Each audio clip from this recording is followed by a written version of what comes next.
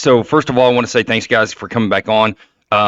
We got Nate, we got Steve, both PhDs, both well versed in military history, military operations, and Ethan might pop in later, but we're not sure. What we were thinking about doing is talking about TACP history and where we came from, where the TACP career field, the genesis of it, where they started, and how that grew into what it is today. So you know how it is; it's very informal. So Nathan, Steve, whoever wants to lead it off, go Yeah, ahead. Nate, how solid do you feel on World War I and the earliest historical stuff? Go ahead and kick us off on World War One, Mm, and I'll pick us up at 1942. sure, sure. Yeah, I mean, obviously, we have the Wright brothers in 1903. There was some minor air to ground action in Italian colonial wars. I think it was 1902. I mean, excuse me, 1912. So when the Great War kicked off, everybody knows airplanes are going to do something, and yet they don't know what. And one of the things that strikes me is the all of the fundamental aspects of that we think of as soup to nuts air power. First, it's aerial reconnaissance. The Civil War saw balloons, and they realized how the vertical flank was so critical. So now you got the early biplanes flying around taking pictures, and well, both sides are saying we can't let that happen, so we send up airplanes to shoot them down. Now we've got air superiority. And then, of course, the army guys, the generals, are thinking, well, that airplane would just be, it would be like the hawks attacking field mice to just come in and strafe those trenches, and so we get close air support. And then, of course, air interdiction is the next step. Well, why wait until the infantry columns get to the battlefield? Let's hit them in the marshalling yard. And then, of course, by the end of the war, we've got guys say, well, why, now that they're building tanks, let's not wait till the tanks let's go to the factories. And now we get strategic bombing. So, I know there are some other lesser niches of air power that will appear, but those are the basics, right? And one other thing that emerges immediately before the war is over is that while the generals, the ground generals, are just ecstatic with the impact of close air support, the pilots who are already becoming knights of the air, silk scarf, posing with the movie stars, and this turned out to be the deadliest form. Actually, I I'd have to now. I think about it. I'm going to have to check because the air superiority thing turned out to be a real meat grinder too.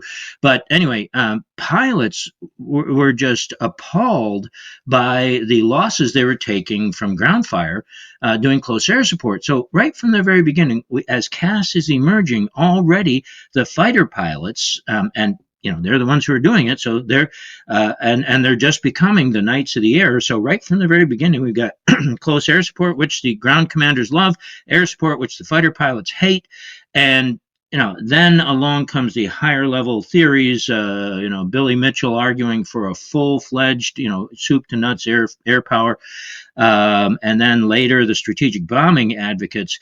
But through it all, in fact, there's this one of the many hearings that was held in Congress during, and I think this one was the 20s, maybe 1922. One of the generals, army generals, was saying, "You airmen think we don't like air power? No, we love air power. We just want you to do air power our way." Right. And so, from there it's the knife fight, and I think I'm struck by the parallels between the uh, the uh, the perceptions or the convictions in the interwar period on both ground warfare and air warfare. The British, the French, and the Americans followed the same basic pattern, and that is to penny packet out tanks and airplanes, right down to the battalion level. And that's because the ground commanders are still prominent, dominant, I should say. And then, of course, fairly quickly, in once the war begins, well, Germany, it's fantastic. France was the epitome of the penny packet approach to tank warfare, and Blitzkrieg just tore through that. So now that old penny packeting approach is out the window. And the first thing that was learned in North Africa was the idea of penny packeting out air power right down to the battalion level. So every battalion commander has his 5 or 6 airplanes, and that was our biggest obstacle in trying to break into Germany's air superiority. So by the time we get the air to ground ops concept just beginning to formulate, we've learned that you don't penny packet armor and you don't penny packet air. So from there, now I guess Nate, you jump in. Yeah, I'll get a little bit more into that penny packet concept. So the penny packeting was essentially you would align a squadron with a division. So one Army Air Corps squadron is supporting one division. You're essentially decentralizing every squadron in a theater, and they're under the control of that division commander. But as we all know, a lot of times when you're at war, you're sitting there not doing anything. So if the division is sitting there not doing anything, that squadron is sitting there not doing anything. So you're not centralizing air power where it's needed most in theater, right? Because that's the huge advantage of air power, at least in that time specifically, was that it was firepower that could go anywhere in the theater on a very short notice. But you weren't doing that if you had them sitting at the division. To back it up a little bit, so shameless plug, I have some articles on TACPfoundation.org. One of them is titled The Rover Joe World War II TACP Origin Justification. So in that, I bring up 2 field manuals that are very important. Field Manual 3135, published in 1942, describes an air support party. It's later updated post-war in 1946, and they changed the name of Air Support Party to Tactical Air Control Party. And I use that to essentially make the argument that Tactical Air Control Party is older than the Air Force, because its first mention in official doctrine is 1946. But, so this 1942 FM 3135 describes the Air Support Party, defines it as a highly mobile group composed of 1 or more Air Support Party officers and necessary personnel and equipment to transmit air support requests to air support control and operate communications with aircraft in the flight net. All right, so just in that doctrinal definition, you have transmit requests to what is essentially an antiquated term for an ASOC, and then be on the radio when the aircraft's attacking. All right, so that defined the role of the Air Support Party, and each division should have an Air Support Party going into North Africa. Not always the case. They didn't always furnish it until, and now a lot of people won't necessarily love that this wasn't a purely American invention, but you really have to thank the British for what we can see as the origin of TACP. So you have the 2 Arthurs. All right, so your 2 air marshals, Arthur Conyngham and Arthur Tedder. Arthur Tedder's the big dog in North Africa. Arthur Coningham's the tactical guy. And he's working really close with Montgomery, who, despite all of his flaws, Field Marshal Montgomery was a very air-minded ground commander. And he was very open to what his counterpart, Conyngham, was telling him. As far as how to employ air power. And Conyngham wanted to do this thing where he's like, you know what? No, I'm going to own all the aircraft. You're going to request it from me, and I will give you aircraft where it is needed most. Ground commanders will not control these aircraft. I will control the aircraft, and I will decide where they go on the battlefield so that they're used where they're needed most, right? So if there's some pretty hot engagements going on, those aircraft can be diverted to CAS. And then if there's not much going on, they're just going to go out and look for interdiction targets. They called that system Rover Patty. All right, so they took their equivalent of an air support party officer, aligned them with the division, and they would send requests and then coordinate the close air support where it was needed most. We adopted that and called it naturally Rover Joe.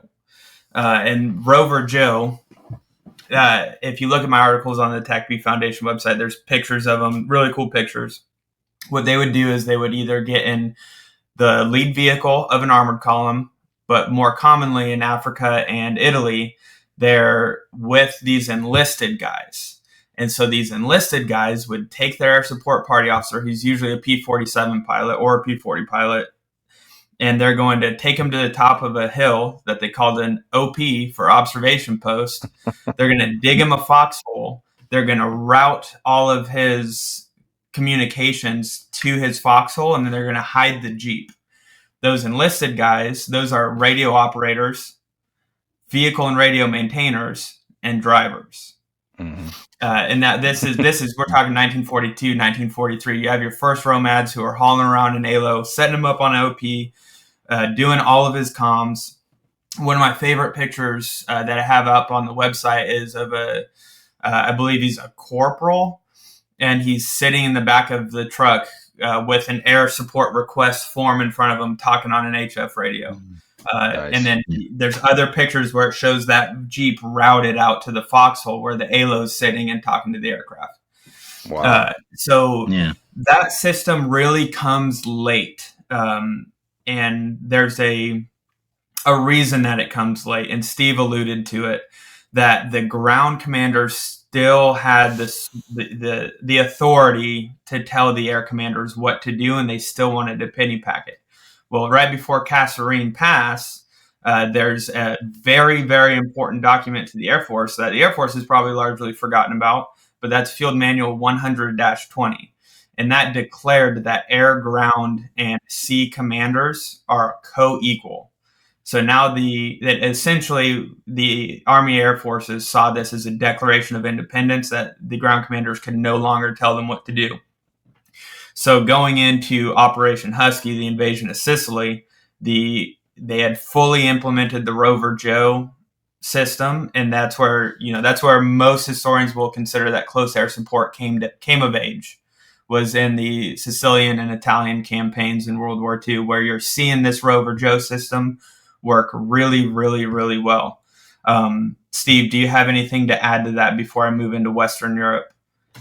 Yeah, I keep in mind, and it's like this is, I know that I think we're all of the opinion that what Nate just laid out is what really wins the war. Okay, sure. But what everybody, the big, huge 500-pound gorilla that's overshadowing all of this, it takes place. It's amazing how late and how quickly the strategic bombing concept. I think you folks know about the Air Corps Tactical School. How in that school in the 30s had come together a cell, 5 real core characters, and most of whom you've heard of, had started sketching out this daylight precision bombing, not just industrial, but focusing on key nodes and all that. And so on the eve of America entering the war, that is, sort of fall time frame of 41, they're called down to Washington, or up to Washington, because the president has asked for a basic blueprint for what America needs to start building. It's really a shopping list, a massive shopping list. The Army needs to tell the president, the Navy needs to tell the Air Corps needs to tell the president what they're going to need. And the contingent that went up there just happened to be the 5 key guys from the Air Corps Tactical School. And so they wrote into this blueprint strategic bombing. We're going to need a gazillion bombers. Oh, by the way, we'll also need some fighters, and some air transporters and stuff like that. But we're really going to need the bombers. And so that's the wedge that allows the bomber commanders to come in and make the strategic bombing effort. Um, I love how Nate has brought out the fact that while the bombing campaign gets the most attention, there were far more close air support sorties. But the main attention of the Air Force, if you were to ask Hap Arnold, what are we putting most of our effort into, he would have said the strategic bombing campaign. And one of the other things, Nate, have you run into AWPD 42? Yes. Let me back up a minute. The what those 5 who went to Washington came up with came to be known as Air War Plans Division 1, AWPD 1, and it. Like I said, it basically became the blueprint for the strategic bombing effort, and then in the wake of Kasserine Pass, um, the one of the first things that really indicates that the Air Force or the Air Corps, Army Air Forces, by that point, I guess, realizes that they are that it's not going to be as neat and simple as AWPD 1 supposes, and they come up with AWPD 4-42, AWPD 42.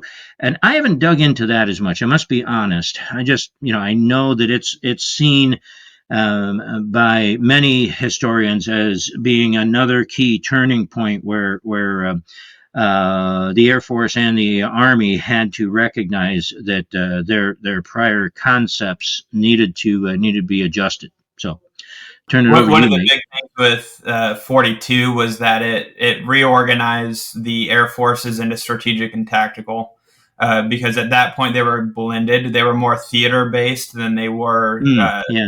mission based. So that actually is a really good segue into getting into Western Europe. So right, we're invading Sicily and Italy in 43. We don't end up invading France until 44.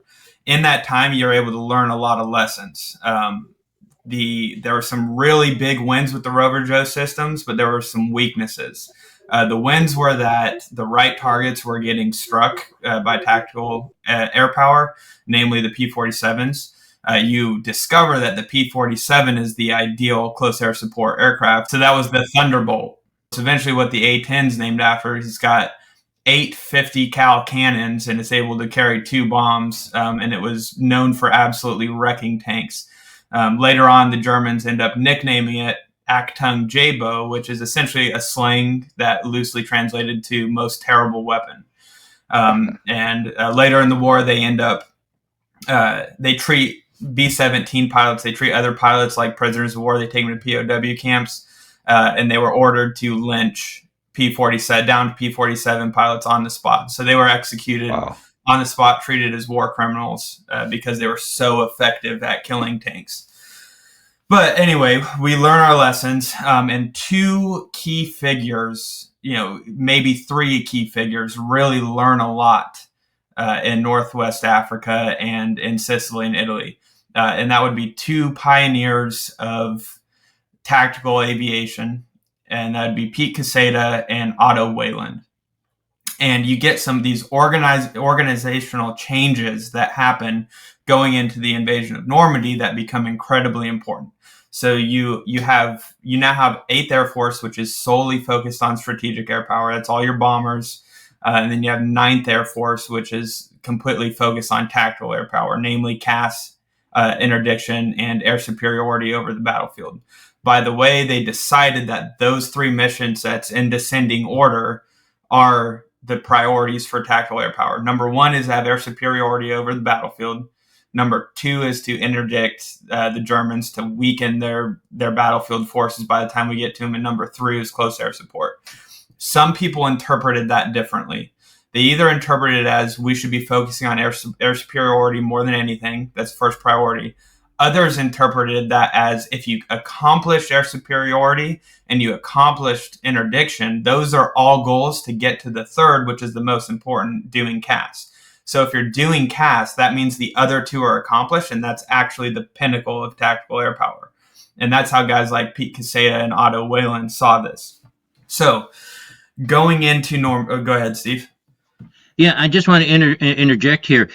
Two things. One, by the time the troops come ashore to at Normandy, one historian has very, very clearly demonstrated that the Germans had just given up even trying to move forces during the daytime, forces or materiel, because it's just going to get shot up. And that's before Normandy. That's the P-47s. Secondly, you know, and here it's really kind of a philosophical aspect of this.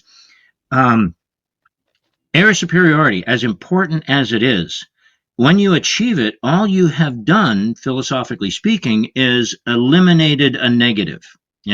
We don't have to worry about them bothering us or interrupting our efforts. And so now, okay, philosophically speaking, you've eliminated a negative.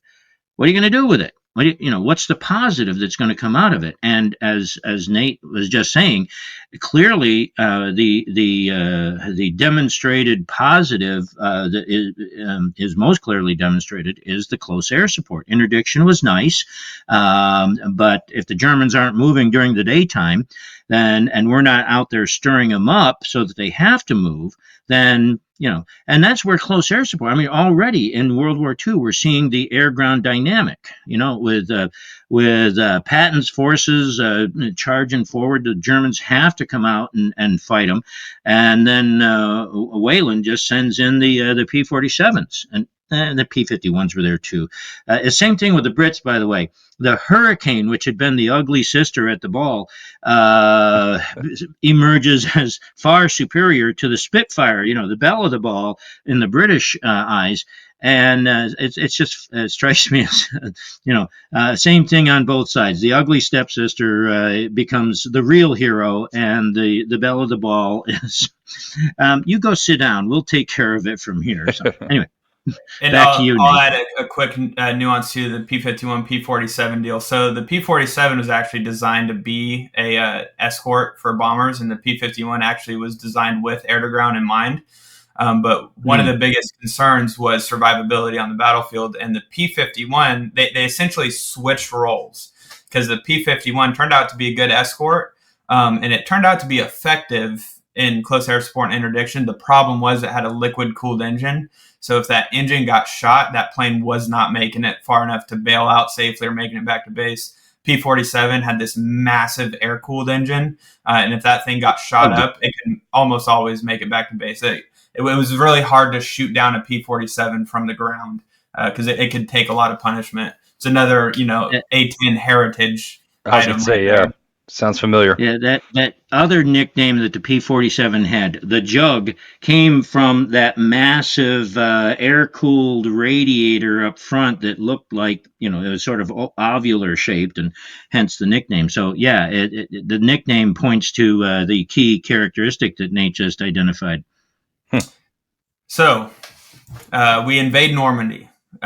There's, I believe the number, I forget where I got this source from, but there's a primary source that said that there were 13 emergency cast requests during the initial invasion. They actually had a comm issue, which is why they weren't able to get more requests, but a lot of them were pre-planned. And on that note, JD, do you want me to get into the mechanics of how a Rover Joe would have been controlling, or do you want me to do broad strokes? 100%, yeah. All right, cool. So the way that they're controlling, so you actually have your call requests, which is like your immediate request, and then you have your pre-plans. It's funny, from the beginning, the pre-plan is always called pre-plan. We still have that, today, that your default is a pre-planned request, and then back then it was a call mission that was your immediate. So you send a call, or your enlisted guy really sends a call mission up, and he's going to describe to you what mark is going to be used, what formation the friendlies are in, and they're going to rely on the pre-planning in the request a lot for the strike because the comms were unreliable. Back wherever the aircraft are taking off, they're taking all that information. Okay, the friendlies are going to be using purple smoke. They were using red smoke earlier, but the enemies will start shooting back the color smoke that you're sending at them to confuse the pilots. So that, right, they're aware that the enemy's mimicking. Friendlies are going to have, panels out in this formation so that we know friendlies, and we're going to kill everything in the direction that they're shooting at. So that was the default. And obviously your comms on station are semi-reliable. It really depends on where you are. That's why in Sicily and Italy, they were using these hills.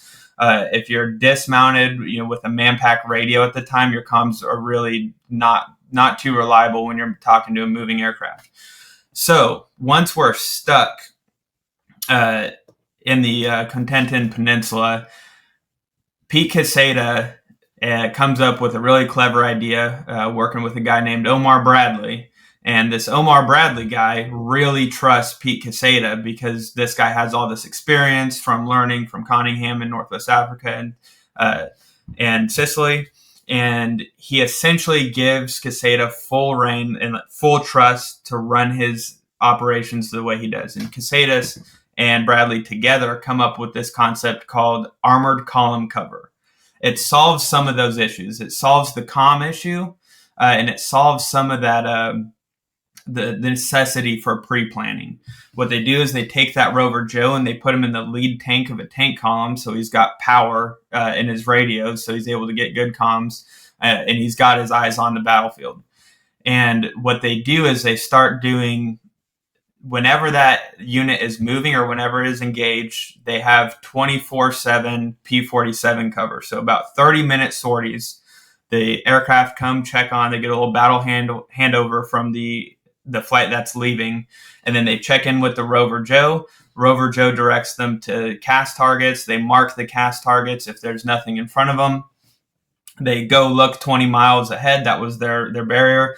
20 miles ahead and kill anything they see out on the roads.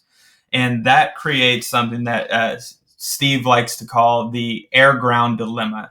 What that starts to force is the Germans are in a really bad spot when this system is effective, because either you come out in force and defend against this maneuvering armored column and you get absolutely wrecked by these P-47s, and then they just end up blowing through you, or you disperse and get picked apart by maneuver, or you get picked apart by interdiction.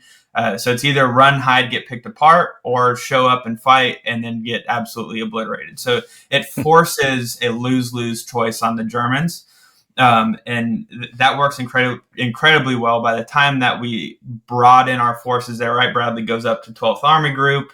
You get Hodges replacing him at First Army with Pete Quesada. And then now you have Patton entering the show with 3rd Army with Otto Wayland. And Otto Wayland, while Quesada is the mind behind it, Wayland's arguably a more effective commander. And one of the big criticisms of Patton is that he's a great pursuer, but not a great fighter. Well, all Patton did during the war was pursue, because he had this excellent system that was executed by a very, very good air commander. Steve, you want to step in before I start getting into that a little more? It just, and you're right. Quesada is the mind. So what attention historians, air power historians, have given to CAS in World War II usually highlights Quesada. Fine. I mean, I couldn't agree more. But Patton made it very, very clear that Wayland was his number one man. He was very effusive in his praise, and Patton wasn't one to throw away a compliment. And so when he makes it clear the critical role that Wayland plays, it backs up what Nate just said, very, very clearly. So, and mind you, this is a radical shift in attitude from Patton. Patton in Northwest Africa was actually devastated and had a very negative view of tactical air power because his favorite aide was killed by the Luftwaffe. And he blamed the tactical air commanders for not defending the battle space properly. And he was always a big penny packet guy. He believed that the ground commander should have control of his supporting aircraft. But by the time that he shows up in Western Europe with Wayland at his side, he is fully bought in at a level of true air-ground coordination. And both Wayland and Quesada did something that had never been done before. They they decided to pitch their tent and travel with the ground commander. Air commanders had always stayed at air bases up to that point, but now you have the tactical air command commanders with their aligned army commanders, and they're living with them out in the field. They're doing all their planning together, and they invent something that they call a joint operations center. So you have an army level jock because this air commander decides to travel with and live in the dirt with everyone else instead of staying cozy at an airfield.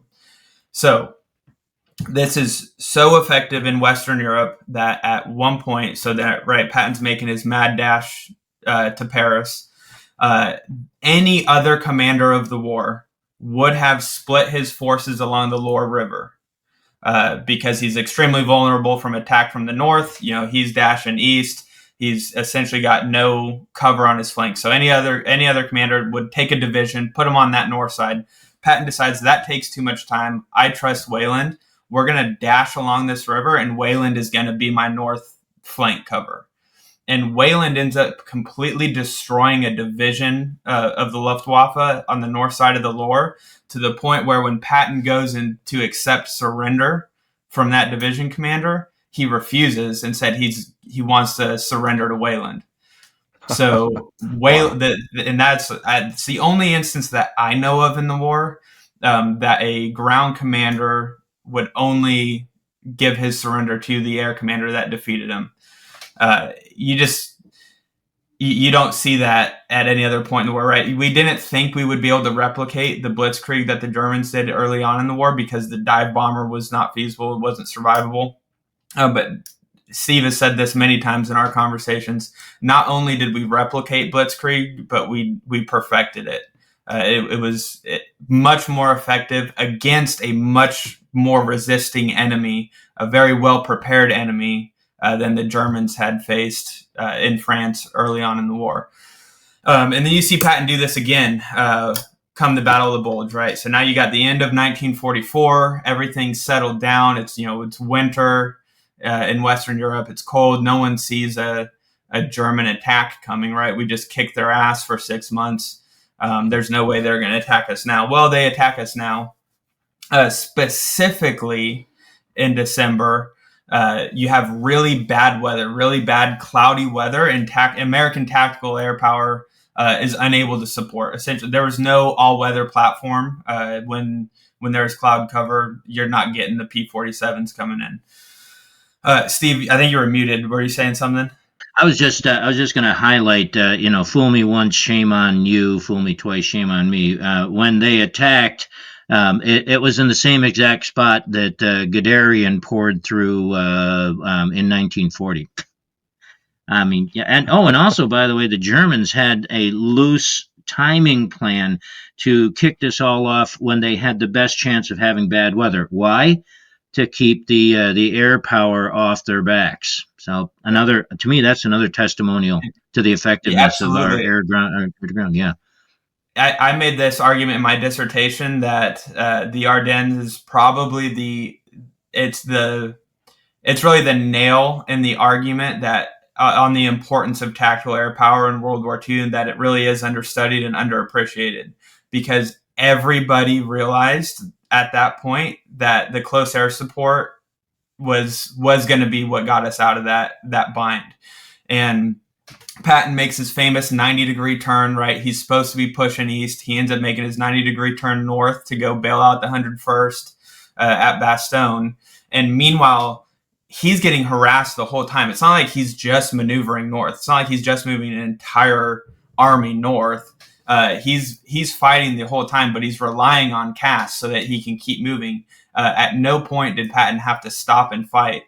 And he's able to make it up to Bastogne and bail out the 101st, who, by the way, was able to hold out, one, because obviously heroics, but two, because on Christmas Day, the weather clears for about a 4-day time span. And I quote this in my dissertation, but there was a journalist from Philadelphia who was out in the field, and he went and asked guys like, hey, is anyone from Philadelphia here?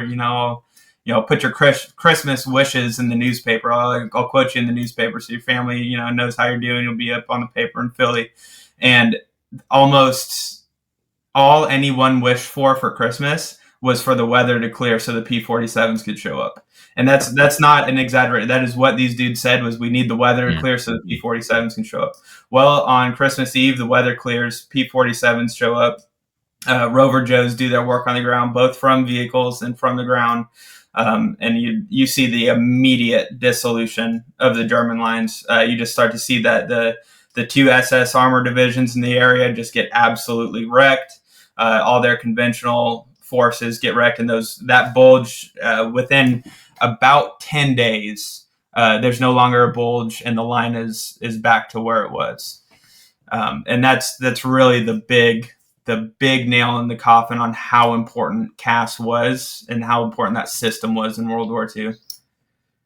Yeah, Nate, let me just throw in, all the books that I have read on the Battle of the Bulge and, focusing on the 101st and Bastogne and all that, they talk about the weather cleared and so air power could come in, but that's it. They immediately go back to the ground war, and there's no, there's no high definition coverage or analysis of how, once the weather cleared, the P-47s came in and fundamentally turned that offensive around. Right. It's interesting how little attention has been paid to the system that allowed that to happen. And it's funny. I meant my dissertation to really essentially be, here's how important CAS is. But what my dissertation ended up turning into, right? A dissertation is supposed to be new history, something that no one's really done before. What my dissertation really turned into was, you could look at it as just a history of TACPs.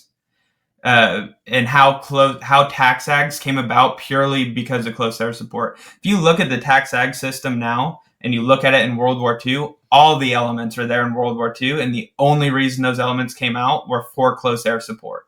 So that entire system, the way that we control airspace in a theater, was born out of close air support, and that system is what led us to dominating Western Europe. It's what led us to winning the Battle of the Bulge and then pushing over to Germany. Isn't that crazy how like to your point, Steve, now you mentioned books, me being a knuckle dragger, I mentioned movies. All these World War II movies, what comes to mind initially was Kelly's Heroes when the aircraft attacked them. It's always like, it's a very small piece, or it's the Americans are attacking Americans or something. It's this piece is never really, I mean, correct me if I'm wrong, but the ones that I've seen, I've never seen this particular, thing that you're talking about, Nate, in a movie. I mean, it's never been like the close air support. Yeah, you see the fighter guys, shooting down aircraft, and that's always a big part of it. But from what I'm getting from you guys, and I'm definitely not at your level as far as World War II knowledge. World War II wouldn't have been won if it hadn't been for CAS. I mean, that's kind of what I'm getting from all this. Would you say that? It certainly wouldn't have been dominated. I think it would have gotten drug out, right? And I think you end up losing a lot of ground to the Soviets. The Soviets potentially, with us firmly on the continent, could have taken Germany without us getting there, right? But this ultra important race to Germany, right? We don't get there at the same time as the Russians without close air support. Yeah. Just to give you another really excellent, more modern example of what you're talking about, at the very end, who is it that saves Private Ryan? I mean, that's what I was thinking Hanks. Of. Yeah, exactly. Yeah, right. Tom Hanks guys, they get them and they're keeping them alive. But the battle's obviously a no-win situation, and then the Belle of the Ball come in, the P-51s, and save the day. And you get about 10 seconds of coverage, and it's the wrong airplane. Right. that you can't have the ugly stepsister being highlighted by Hollywood. You got to have the beauty queen. All right.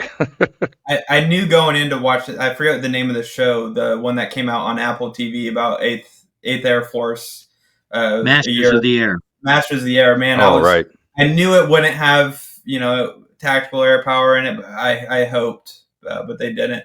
I think well, it's like kind of goes back to what you were saying, Steve. Like I love all my fighter pilot buddies. Everybody I worked with, they're all cool, but those are the golden boys of the Air Force, and close air support and bombers. I mean, there were some cool bomber stuff going on in World War II movies, like with B-17s and stuff like that. But the fighter guy, the fighter pilot is the main focus usually, and it's like, well, don't forget that that's important for the air superiority, but don't forget about the CAS guys too. I mean, that's Yeah, in fact, to draw an even sharper distinction there, in the immediate aftermath of World War II, and this is what I wrote my dissertation on. I wanted the dissertation I wanted to write would, I think, have been uh, just as revealing. But I studied the popular culture depiction of air power from 1945 up to 62, 63, and there's two very distinct public popular culture images. You see the continuation of the fighter race, the silk scarf, the leather jacket, and he's got the prettiest girl and all that. But what the air power advocates were pushing were the movies and the books and everything else that could highlight what they thought really won the war, which was the strategic bombing campaign. So you get 12 o'clock right. high, yeah, you get strategic air command, bombers, B-52, gathering of eagles, and every one of them. And this is one of the things I really focused on in my dissertation. What is the message they are giving? And in every one of those movies, one you never heard of, even though it starred Clark Gable, Command Decision. Very, very powerful in this message. If we don't bomb those factories, we are going to lose this war. And so when we bomb the factories, well, this is how we defeated Hitler. And, meanwhile, the glam magazines are focusing on the fighter pilots, but the Air Force, or the big movement of air power advocates, were focused on trying to convert the entire American public to the faith in the strategic bomber. Very interesting dichotomy, but you're exactly right on the focus on the glamorous side. I quote this all the time. Anyone that's ever talked to me about this or has read my articles, I love this quote from John Keegan, very famous historian. He said that in response to this overinflated importance placed on the strategic bombing campaign, he said, paraphrasing, that the strategic bombing campaign was decisive in any way in World War II cannot and never will be proven. And that being said, Yeah. and I believe he's right, that I do not believe that the strategic bombing campaign was decisive, but it was important. I think that this whole conversation isn't to say that I think Cass is the king of air power and that's all we should focus on. No, I think everything needs to be holistic. You need to have the whole picture, right? Because the strategic bombing campaign becomes incredibly important later in the war when 8th Air Force finally decides that, we're going to use a strategic bombing campaign to kill the Luftwaffe. We're going to, I forgot which general it was, might have been Spatz or LeMay, that there was over the fighter groups, there was these signs under 8th Air Force that said the goal of 8th Air Force fighter pilots is to protect 8th Air Force bombers. And they ripped that sign down late in the war and replaced it with a sign that said the goal of 8th Air Force fighter pilots is to kill the Luftwaffe. Right? So they start using those bombers as bait so that these P-51s can go out and kill airplanes. Right? And that becomes incredibly important. And, the fact that the Luftwaffe was so focused on stopping the strategic bombing campaign and attacking those bombers instead of flying over the battlefield is incredibly important, right? So you need the whole picture. And that's what, Steve and I are arguing for, is that you need to place, emphasis on these things that are important, not just the big sexy one to the Air Force. And, real quick, too, before we wrap up World War II, I want to point out somebody that, to me, is somewhat of a villain in Air Force history, and that would be Hoyt Vandenberg. So Hoyt Vandenberg, he takes over Ninth Air Force going into Western Europe. But shortly after, you had Louis Brereton there, and then Vandenberg ends up taking over. Vandenberg is a very much a political general, right? He's never really done anything impressive, but he's talked to all the right people. He's a very good-looking guy. If there's a guy that you want to be a mouthpiece for the Air Force, it might be him. And so he ends up getting command of the Ninth Air Force when it really should have been Quesada. Quesada was by far the most qualified, should have been him. Vandenberg ends up squeaking in and get it because he's buddies with Hap Arnold. And Vandenberg has the wherewithal, very smart of him, to essentially give his subordinate tactical air command commanders free reign. So Quesada, Wayland, they didn't have to ask Vandenberg permission for anything. They ran their TACs exactly how they wanted them. Very little standardization across the board. All the TACs evolved separately, but Vandenberg gets the credit for the success. And now, keep in mind, with this whole culture that Steve and I just described, Vandenberg could be seen by the end of the Battle of the Bulge as way too Army friendly, because his whole Air Force, Ninth Air Force, has been essentially supporting the Army. And in Air Force eyes, that support was a bad word. Supporting the Army was something you did not want to be seen as an advocate for. You wanted to be seen as a strategic bombing guy in order to move up with your career.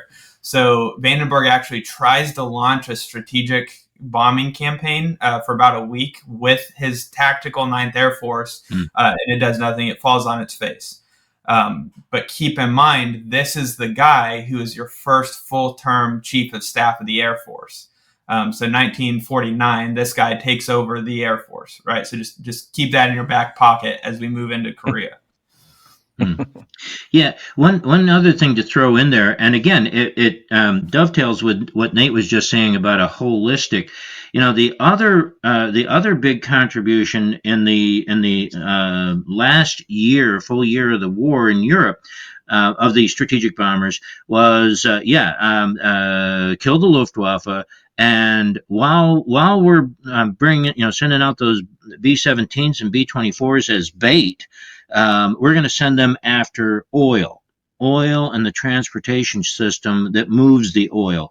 And I always find it fascinating. And a lot of people who, you're right, Nate, I fully agree, will never settle the argument of how effective the strategic bombing campaign was. But one of the things that any critic of the bombing campaign will point out, well, how come then the Germans were able to produce more aircraft? Okay, yeah, well, we weren't bombing the aircraft factories anymore. That was one thing. But all those aircraft they had, where were they sitting? On the ground. Why? They didn't have any oil. They didn't have any gas. And as we, obviously the bombers are drawing up the Luftwaffe, and the fighter pilots are shooting them down. So there's a lot of German pilots who are getting killed. And again, the oil comes in to be a critical factor because the Germans just don't have the gas to give enough training to the pilots that are coming in to replace the dead ones. And so it becomes circling the drain, because the follow-on German pilots are not nearly as good, so they're going to get shot down quicker and in larger numbers. And this all hinges on the oil aspect side by side with the shift in emphasis of the 8th Air Force fighter contingent. That's something I've never even thought about, but that makes perfect sense. Yeah. And you got to give the top command of the Air Force credit for being able to change their stride and weave these efforts together. So, because obviously, as important as what the strategic bombing campaign was doing, the Ninth Air Force did not suffer for airplanes or pilots or numbers of any sort. So, that's another aspect. We were able to do both simultaneously, and no commander said, we're going to rein in the Ninth so that we can give more to the Eighth. Right. As we wrap up World War II, I do want to caveat one thing. It wasn't all sunshine and rainbows for close air support. Fratricide was an issue, right? You can always effectively mark. Pilots weren't always incredibly well versed, especially during their first few CAS missions. You get a lot of crossover, right? You get new pilots, you get guys coming over from 8th Air Force that are, because they're constantly shuffling squadrons, right? So, you'll have a squadron from 8th Air Force that like, hey, 9th TAC needs like an extra couple squadrons for this big push, so we're going to send them a couple squadrons. So a mix of experience as well as techniques. You have fratricide is kind of always in the back of everyone's head when you're using close air support during World War II. The biggest incident is during Operation Cobra, which was the breakout from St. Lo, where they integrated 8th Air Force into a close air support effort. And you'll recognize this, JD. They had pre-planned that the 8th Air Force bombers were going to fly parallel over friendly lines when they were going to drop their bombs. Instead, they overflew friendlies and were dropping bombs from over friendlies' shoulders, and you have this big fratricide. It is actually the cause of death for the highest-ranking American general in the war. So our highest-ranking casualty of the war came out of Operation Cobra on a fratricide. And that was, that's the first big moment where you're like, hey, don't overfly friendlies. Right. Drop parallel flight path to the friendly line. So it wasn't all pretty, but overall, close air support was a major, major success during World War II that the tactical air commanders looked to capitalize on post-World War II. So moving on to post-World War II. This CAS thing worked really well. This Rover Joe system we set up worked really well. But under 9th Air Force, you had 3 TACs. You had your 9th, 19th, and 29th TAC. You had Quesada at 9th TAC, and you had Wayland at 19th TAC. Those are your 2 most important tactical air commanders post-war. But as the war went on in World War II, they started having different TTPs. They started naming things differently. One TAC would have air support party officer. One would have air support officers. Slight differences, but they started naming things differently. Okay. We need to standardize our TTPs, make it Air Force wide, right? We have this, we're looking at independence coming up, and we're going to be organizing as a unified Air Force separate from the Army. We need to standardize all of this. So we're going to take this air support party thing, and we're going to name it something new that we're going to use moving forward. And that's where you see in the 1946 version of FM 3135, you have your first definition here. I'll read it out loud. One of the first pages of FM 3135. Tactical Air Control Party, a subordinate operational component of the Tactical Air Control Group designed for the control of aircraft from forward observation posts. The Tactical Air Control Party operates at division, regimental, or battalion level as required by the situation. All right, so there's your first definition of TACP. I have all these screenshots on the TACP Foundation website for, it gets into depth on the breakdown, the structure. You essentially have a ROMAD ALO structure in there. And, when the Air Force gained its independence, September 18th, 1947, that TACP is there and it's in its official doctrine. And then at the head of TAC, you've got the right guy, you've got Pete Quesada. And then he does, again, something radical. He takes the Tactical Air Command headquarters, that's in Florida, and moves it up to Washington to be next to what was at the time AGF, Army Ground Forces headquarters, so that, you're doing all your planning. You're planning exercises with TAC alongside the Army, because that's what we do. We're a joint force, and we're going to train together. Well, 1949 rolls around, and mind you, back up for a quick second, Pete Quesada, Otto Wayland essentially hamstrung themselves with their advocacy for tactical air power. In a strategic-minded Air Force, you have to be strategic-minded to advance. So, Chief of Staff of the Air Force is not in the cards for Pete Quesada. There's no chance he'll ever raise that, because he is essentially stricken himself as a supporter of the Army, right? Not a supporter of an independent Air Force that really, really, really wants to prove that it can go win wars on its own without a ground force, right? Air power is going to win all the future wars. We have nukes now. No one else has them yet. So air forces win wars, not ground forces. Not going to need them in the future. But Quesada is seen as a dinosaur, so he's restricted attack. Then you get Hoyt Vandenberg, who takes over as your first full-term chief of staff in '49, and he relegates TAC. So TAC is Tactical Air Command is no longer a major command within the Air Force. It's an administrative command. It owns no planes. It owns some personnel. It maintains one squadron of TACP, who are essentially you got a couple part-time officers who got in trouble. Right, they're punished. They go to the TACP squadron, and then you have kind of your lower end radio operators and vehicle maintainers who get stationed there. They don't really get any training. They just kind of do this radio operator for this weird tactical air control system entity called a TACP. And that's really the situation we get going into 1951 in the Korean War. You have a relegated TAC, owns no aircraft, it's not training with the Army, and you have TACPs who've never been trained. If I could just throw in here another color commentary. Please. Here is, right from that point on, you're seeing that the personnel who get relegated to the TACP squadrons are the cast-offs. What comes to mind is that Charlie Brown Halloween thing where all the kids are talking about the great candy they got. Oh, and remember that the Air Force is getting the lion's share of the defense budget, so they're flush with money, but all the other kids are getting goodies and candy. And what is Charlie Brown? I got a rock. Well, that's the TACP world, and when you turn around and you've got people who in 1950, when North Korea invades, that are all looking at each other and, well, this is supposed to be your specialty. Yeah, I know. I don't know, but because I kind of flunked my radio training course, or I didn't. And the pilots are saying, well, I didn't get any real training. They just told me I was a pilot, so I needed to go there and I'd figured out what I'd need to do. And then, of course, up above, they're all saying, what's this CAS? How do you spell CAS?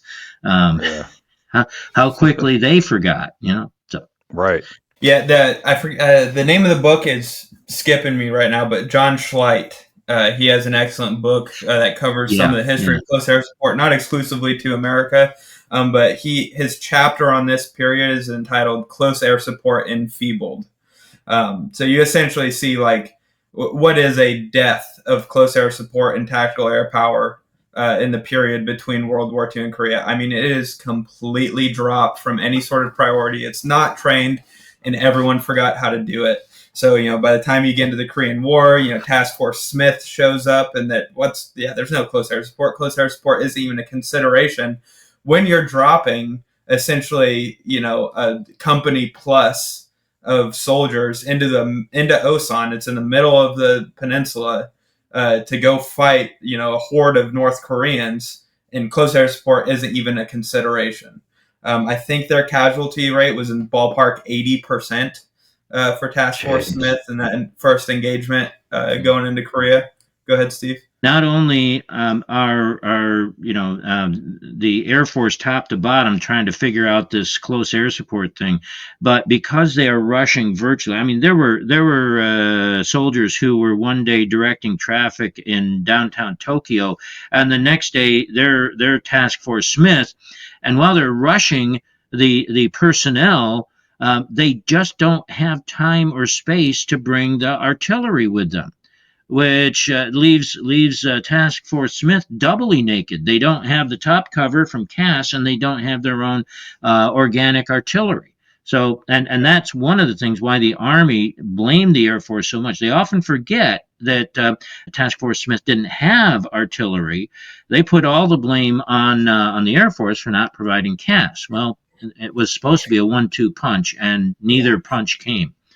And and I give some credence to that Army argument, because the Air Force really did abandon them in terms of training CAS. Right, there was no system in place to even get CAS to Task Force Smith. Like, that system, it existed in doctrine, it existed in Field Manual 3135, but right, you just have instructions, but you don't have the infrastructure there to actually make that thing happen.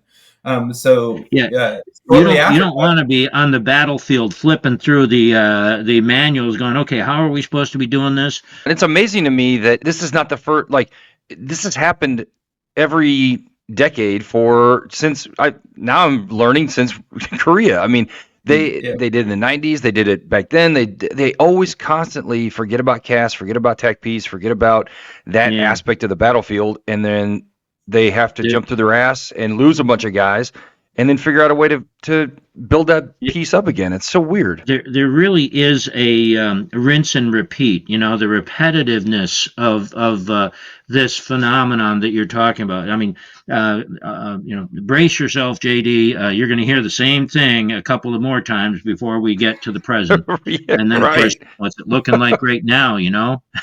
Yeah, Yeah, it's and crazy. I will say that the World War II to Korea is by far the worst example of that.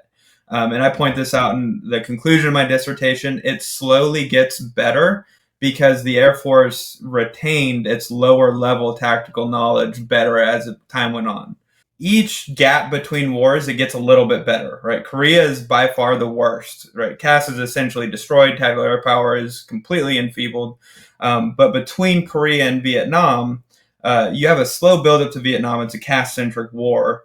So some of that knowledge is able to slowly build up instead of build up in an emergency. After Vietnam, you have 1977. You have the creation of the 275X career field. So you actually have career TACPs, career ROMADs who are going to be CAS experts at the tactical level. So that gap between wars, it slowly gets less and less bad for forgetting how to do CAS. But going into Korea, you're essentially starting with just instructions. There's no infrastructure to make CAS happen. So we send 3 divisions, Army, 1 division, Marine Corps into Korea post Task Force Smith, and there's an emergency conference between the Joint Chiefs of Staff, and they come up with a document that's called the Joint Training Directive of 1951. Of 1950. And that Joint Training Directive was essentially an emergency directive to the Joint Force to train in a joint manner. Right. It essentially took everything in the 1946 Field Manual 3135 and just reiterated it and reworded it. If you put those 2 documents up next to each other, they're almost the same thing. But it emphasizes the role of TACP. It expands on the role of TACP because if you look back at that definition in 1946, it said you're going to furnish TACPs at whatever echelon level as needed. Well, in the Air Force eyes, you don't need any. We'll throw some at a division, we'll throw some at the Army level. But no, it's okay, not as needed. You need them down to the division, right? So you need multiple TACPs at the division so that you have one that's there to coordinate with the division commander. And you got a couple that can go out at the battalion or company level whenever that unit is engaged or planning on being engaged. So UN forces, officially UN forces, get their ass kicked all the way down to the Pusan perimeter. And they're like, hey, we got to figure out this CAS thing. We don't really have an aircraft that's good at CAS. We have all these jets. We have the F-80, the F-84, F-86. None of them are designed for CAS at all. None of them are really good at it. They can drop bombs, they can shoot bullets, but they're only on station for about 15 minutes. So what do? And the Army absolutely throws a fit to get P-47s. They're like, okay, we all fought, because by this point, your regiment commanders, your division commanders were your battalion commanders from World War II. They were your guys who were the direct beneficiaries of close air support. And so they are kicking and screaming for P-47s. Air Force says, nah, those are all boneyard. Like, those are no longer. We just retired the P-51. So we'll bring back the P-51. They brought back the P-51 for CAS, and they started making tactical air control groups to furnish tactical air control squadrons to provide close air support. So I think it was the 6147th Tactical Air Control Group. They furnished multiple squadrons. About half of them were called Mosquito squadrons, and then half of them were parentheses ground, right? So those ground ones are going to be your ground-based TACPs, and your Mosquito, that was the call sign for the forward air controllers. So you had some forward air control in World War II. Now in the foliage in Korea along the mountains, that forward air controlling from an aircraft becomes even more important. So you have it'd be Mosquito green, Mosquito blue. That's just the FAC call sign. And so they have these Mosquito squadrons. And then a guy shows up, super important for this, Otto Wayland. Thankfully, we retained somebody. Quesada left in frustration after the relegation of Tactical Air Command, retired, but Wayland stuck around, and thankfully Wayland shows up in theater to Korea to help replicate the system that we had in World War II.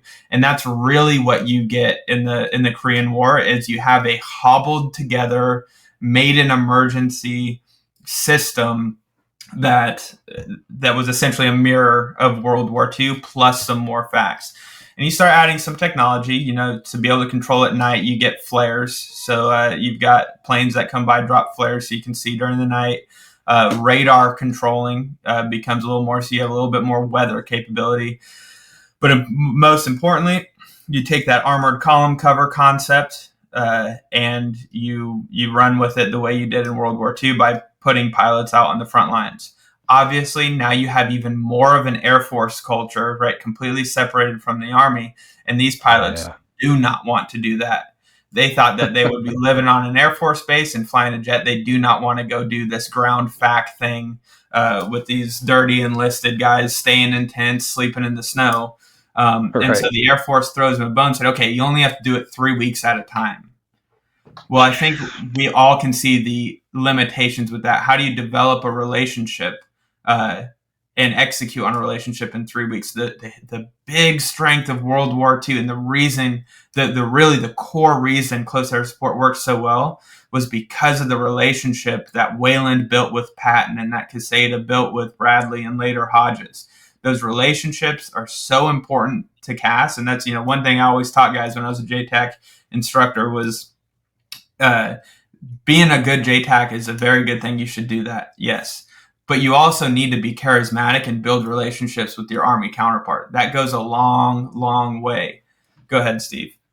Yeah, in fact, just to give a very well-known modern example of that, what Pete Donnelly suffered in Anaconda was unconscionable, and I haven't heard anybody say this, but I think in the back of my mind, part of it was because up until just before 9/11, I was the one that was building that relationship with the division staff, and I think I did a pretty good. I mean, we did a warfighter right at the very end of my tenure, and I come into the after party celebration, and I hear a cheer, the hero of the battlefield, and so they were slapping my back, and so anyway, I leave, and a few months later, they're in Anaconda, and Pete just did not have the time to build a relationship with that division staff. And I wonder how much of what he suffered was,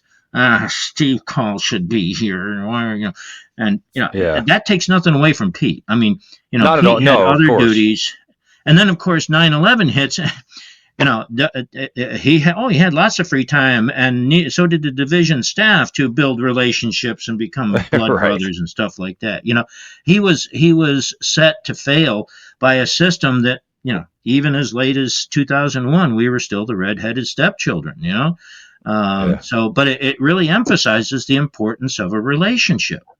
And to highlight this further, I have another shameless plug. I have an article on General Creech during the Korean War. It wasn't General, that he was Lieutenant Creech.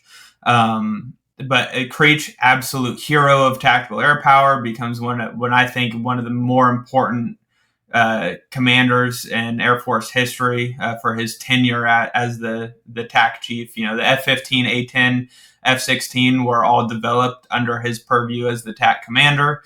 But he, and how much perspective this gave him is up for debate. But he did a stint as an ALO in the Korean War. So he was with the TACP. He was with this some ROMADs. But here's a little display of how effective can you be in 3 weeks. So Lieutenant Creech is sitting on top of a hill, on top of an OP, with his army counterparts, with his ROMAD, and he starts hearing bugles. And he's like, what are these bugles? I have no idea what these are. And it's everyone else knows because everyone else starts freaking out. And he's like waking up, like, what is up with these bugles? Well, that's what the Chinese would do. The Chinese didn't have radios. The Chinese, when they entered the war, would sound bugles to go charge a hill. And he didn't know that, right? So you don't even know the rudimentary things about like how to operate with the army or what's going on down there. And so he goes to get his radio, and his radio's inop. Whether that's an experience thing on his end, his ROMAD's end, whatever it is, radio's not working. And so he goes over to his division commander, like, hey, I don't have a radio to do CAS. I got to go back down and find another radio. It's like, okay, well, good luck. Like, it's probably not going to work out because we're surrounded by Chinese up on this mountain. And so Creech goes, he ends up getting fired upon by the Chinese, and him and his ROMAD end up Ian for about a week. So they're escaping, evading the Chinese for about a week. They finally get back, to a friendly lines, and by then his 3 weeks are up, and he's done being an ALO. Right, that lesson doesn't get passed on to the next guy. The relationship doesn't get passed on to the next guy, and this is quite illustrative. I think that Creech seemed like a really good dude. When he's told this story in his interview, he never said his ROMAD's name. Right. So, like, did he even remember? Was he even there long enough to remember the dude's name? I mean, he escaped and evaded with him. You'd think he'd know his name. But, right, he doesn't even mention the guy's name when this whole incident happened. But I think that's a good illustration of, like, your typical ALO that is going to be there during the Korean War, right? You got these enlisted guys who are there living that the whole time, and they are the glue that kind of holds the joint relationship together. That's where you start seeing the growth of, wait, the enlisted guy is actually the expert on this integration piece. These ALOs are just here for a little bit to do a job that they don't want to do. And you see that grow more and more into the Vietnam War. But back up to Pusan, when we start to figure things out, we essentially do armored column cover and we blow through, right? Once we blow through the Pusan perimeter, what is it, Steve? You correct me if I'm wrong. I believe it's 3 weeks that we're pushing back up to the Yalu, that we have Seoul again and we push back up to the Yalu, right? So once CAS has entered the game, once joint fighting has started, it's not just the Army on their own, it's not just the Air Force is on your own. We essentially took the entire Korean peninsula until the Chinese intervened. To just throw a little color commentary in there on that, if you ask an Army guy, and I shouldn't say Army, I just, critics of the Air Force in Korea, they will tell you that the reason for that massive breakout of Pusan and the race up the Korean Peninsula is because Douglas MacArthur invaded Incheon and cut their logistics, and they all of a sudden, but that's the flip side of the CAS in Korea story, at least as it's usually told, is that what we just described, what Nate just described as the first 6 months of Korea, CAS was awful. But then by the time Wayland comes in and we've got our theses consolidated, so to speak, now CAS is going to be a huge part of that massive the breakout itself and the race northward. Yeah, and Steve, you just introduced a very, very interesting character, right? So MacArthur sends a very, very interesting I think the most interesting ground commander of the Korean War, with an independent corps to invade Incheon. So you have the introduction of 10th Corps that is independent of a higher chain of command, right? So he reports directly to MacArthur. He doesn't fall under 8th Army. And that is led by a guy named Ned Almond. All right. And General Almond is a fascinating character throughout the Korean War. At some points, you're like, this guy is the biggest douchebag. I mean, he is awful. I hate him. And then at some point, you're like, wait, this guy isn't complimenting his close air support. I'll wrap up. I'll kind of consolidate Ned Almond into a couple sentences. Ned Almond loved close air support. Ned Almond wanted the Army to control close air support, but he prioritized winning, and he understood that the Air Force wasn't letting go. One of Ned Almond's biggest priorities during the war was getting more TACP. In his letters, in his correspondence, he is always fighting, saying, hey, I don't need TACP at the division. I need them at the company. He's like, I don't want every division to have 3 or 4 TACPs. I want every battalion to have 3 or 4 TACPs. And the Air Force wanted to give it to him, but there's no way. Like, right, you can't train that many folks and get that many ALOs down to those levels with the manning and the equipment and the infrastructure that existed.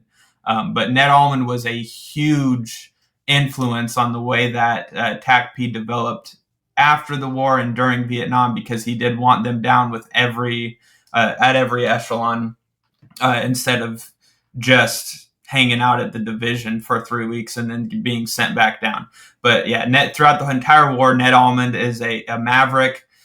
He's let loose on a leash to do his own thing. And eventually, after the Chinese intervention, right, which close air support, I make the argument that close air support is most effective in offense rather than defense, in a coordinated joint offense. But it still works to an extent in the withdrawal. And it doesn't take long in Korea, once the Chinese intervene, for many political reasons, for the war to stagnate north of Seoul. Stagnate in the mountains north of Seoul. And here's another thing about close air support and where TACPs are and are not valuable, is that close air support is not valuable if the Army does not capitalize it, i.e. close air support is not valuable in a stagnant war of attrition. To paint the picture, lines in 1951, the summer of 1951, they stabilized north of Seoul. The Army is not allowed to push hard back up to the Yalu. MacArthur is screaming and kicking, we need to push back up to the Yalu. He eventually gets fired for that, right? Because we don't want to escalate the war. There's a whole political history behind that. Long story short, war is stable. The Chinese and the North Koreans start digging holes, bunker systems in these hills. With the weapons at the time, there's just nothing effective against that. The Army's kicking and screaming for CAS, but there's no CAS targets. They're like, sure, we'll drop some bombs here on these hills for you. They don't do anything if you're not going to go take that hill. All right, and even if you do take that hill, they're just going to come get it back in a couple weeks anyway, because that's the system that came up in this war. So the Air Force starts moving more to interdiction. But I do want to point out here, up until that point that the war stagnated, the most flown sortie that the Air Force flew, the Air Force that gave up on CAS, that said, we're never going to really do that again, it's all strategic, the most flown sortie in the first 8 months of Korea is close air support. So up until the war stagnates and we don't have the political will to go win that war, it's all joint fighting, it's all close air support, and it actually worked really, really well in an emergency situation that had to come up out of nowhere. I'll add one more thing on the first phase of the Korean War, because that's really what's important to me. In doctrine, there's supposed to be a JOC, right? They invented that the JOC in World War II, and it made it to doctrine going into Korea. The Air Force furnished the JOC, and 10th Corps famously did not.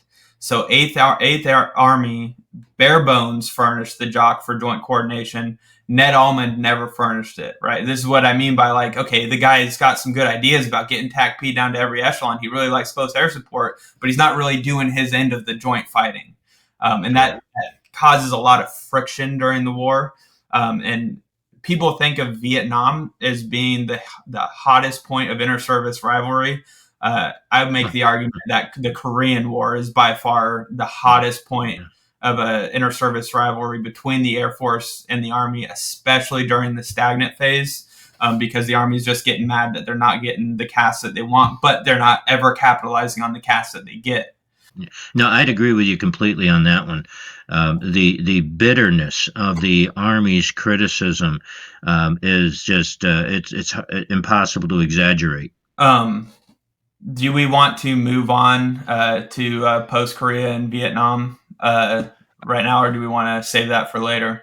Yeah, I was thinking maybe we save that for later. I think that's. I think this is probably a good place to stop since we've completed this Korean thing. But just to reiterate, isn't it funny how, like, when I first got to, and believe me, I'm not saying this is my idea. Everybody thought this, but when we only had TACPs at the battalion level, it was like, well, what about what happens when the companies get into contact? Like, how do we do that then? And then people started like, oh yeah, that's a good idea. Maybe we should, we started proliferating out to the company level. And even if you want to get down to it, if you got a company out there fighting and there's 3 different platoons engaged, you need, theoretically, you need somebody at each platoon. I mean, you can't effectively control CAS confidently at a battalion or company level if a platoon is in a fight. You know what I mean? You hopefully you have guys down there that are able to take your guidance and control it in an emergency CAS kind of situation. But it's just amazing how back then in the 50s they were like, yeah, we need guys down at the lower levels because that's where the fight is. And then we went away from that, and then we came back to it. It's just amazing. Like Steve, like to your point, you were saying, it's so cyclical.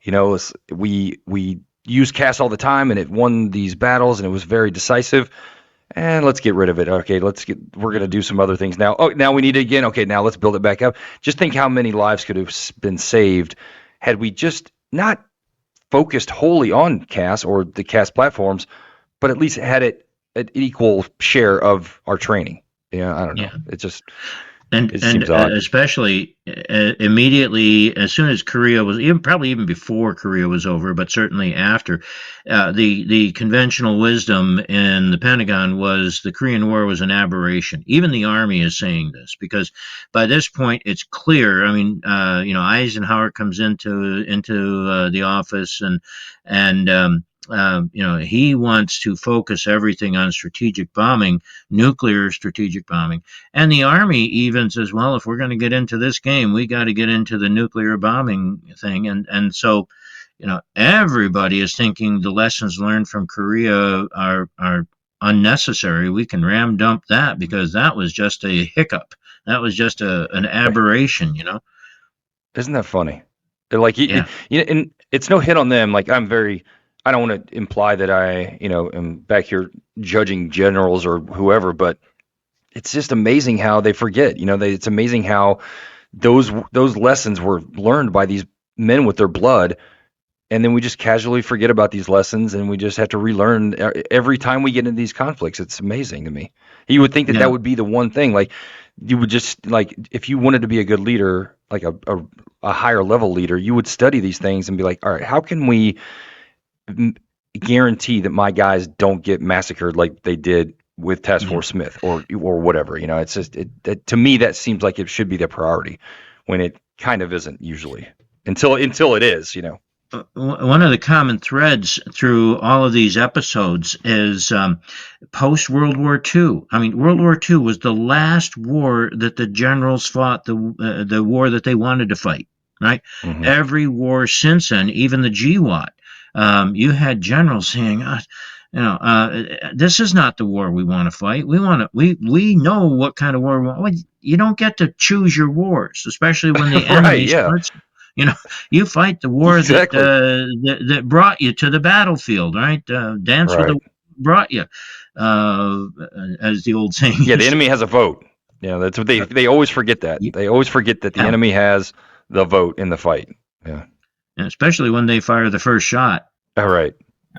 And to your point, JD, I think that, the story of close air support and the story of TACP up to this point, one thing that it really displays is that the American military fights better under any circumstance, the more joint it is. The less the services are trying to do their own thing, and the more that they coordinate their efforts, the more mutually beneficial each of their individual efforts are. It's just not 100%. effective when each party is trying to do their own thing. And like you said, with Almond wanting TACP down to the company level, is just that's joint. There's your joint coordination at the tactical level, right? You don't just need it up at the jock at the higher headquarters. You need it all the way up and down the chain. And the more you can coordinate efforts up and down the chain, the better the American military performs. For sure. Yeah, get the experts in the fight for sure. All right, guys, let's stop for now, and because I know Vietnam's going to be exciting and interesting. So, Nate, you've mentioned your articles and those kind of things. Where can these guys find that kind of stuff if they want to read up more on it? Yeah, TACPfoundation.org. There is a tab that says articles. They're all there in one place. Okay. And Steve, you were asked to speak at. Tell us a little bit more about this. You're on a boat right now in the middle of the ocean, and en route to Norway to do what? Tell me about that. Well, it's basically, the cruise lines learned long ago that having, guest speakers to speak on top. I mean, they have people coming here giving art lessons and ballroom dancing, but they also like to have history lectures, and this is more from my legacy as a college professor, but also, to be a military historian, you have to dabble in everything, all the way back to prehistoric and all the way up to the present. But it also has to be political and economic and cultural, and so. Anyway, I've become a very well-rounded historian, and while I'm always telling you, I could tell you, in fact, one of my lectures is going to be on the Lusitania, so I get to slip in some military history there. But it's also balanced with, tomorrow I'll be talking about the Hanseatic League that just created this huge trading network in the Baltic area, Baltic and Northern Europe, and it sparked a Northern European Renaissance that followed 100 years, but still very closely mirrored the Italian Renaissance that we mostly hear about. And it's that kind of stuff. And I do get to, in fact. After this, we're going to the Baltic, and I'll be putting in even more military history in that. So, but it's just sort of a side gig that I picked up a few years ago that just really emphasizes the importance of history out there. There are people who do like to hear about it and also realize its importance. Unfortunately, there aren't enough of them. Right. But yeah, I just to get a plug in here about Boyd, we were Ethan was really banging on that gavel a couple of sessions ago, and one of the things that made Boyd so amazing is how deeply he read in military history. He not only went back to Sun Tzu, but he's reading everything since then. And again, the importance of military history to understand how we fight today. Well, it kind of goes back to our point we were talking about. Like, if people would get into that history, they would say, like, okay, now let's not make that same mistake and not have CAS readily available. And again, we all are in the CAS business. We love it. But to Nathan's point, you not only do you have to fight jointly with the Army and the Marines and the Navy, but you have to fight jointly within your own service. Like, you have to do air interdiction, you have to do counter air, you have to do CAS. All that stuff has to be coordinated together as well. Otherwise, you can support the Army as much as you want, but if you guys don't have your eggs in the same basket, you're going to come to the fight ill prepared, I guess. So. Yeah, and it's become a catchphrase, and like any catchphrase, it loses its punch. But George Santayana, those who refuse to learn from history are condemned to repeat it. Well, my corollary to that, those who refuse to read history or study history are condemned to never know it. That's true. Yeah, then it's impossible to know it. That's right. Yeah, you got to dig in. You have to. Yeah. No. And you would think that they would want to do that. I don't want to get too far off the stand. I know we're wrapping up, but you would think that if you were going to lead troops in battle, you'd want to be the most prepared you could possibly be. You'd want to know everything that every successful general in history, how they fought their battles, but sometimes it doesn't always work out that way. I think people can have confirmation bias all the way up to the highest levels when they, when they get to the point where they're sitting in a chair and they have a star on their chest, I think they can have confirmation bias the whole way up, especially depending on what reward system gets you to that point. That's a great point.